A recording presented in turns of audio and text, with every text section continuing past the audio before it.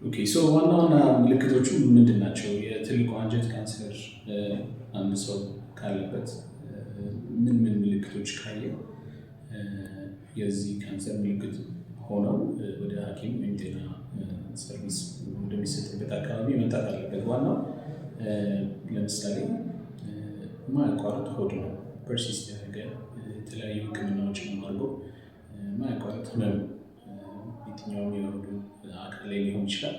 እንደዚህ አይነት ህመም ካለው ከዛ ደግሞ ሂደት መጣ የሚል ከሰገራ ጋር ወይም ደግሞ ብቻውን የሚመጣ ደም የሚኖር ከሆነ ከዚህ ደግሞ የተለየ አንዳንድ ጊዜ ሆድ ያለ ምክንያት መነፋት፣ ቁርጠት መምጣት፣ ሂደት መጣ የሚል ሆድ ቁርጠት እንደዚህ አይነት ምልክቶች ካየ በተደጋጋሚ የጤና ባለሙያዎች ጋር ሄዶ መታየት ያስፈልገዋል።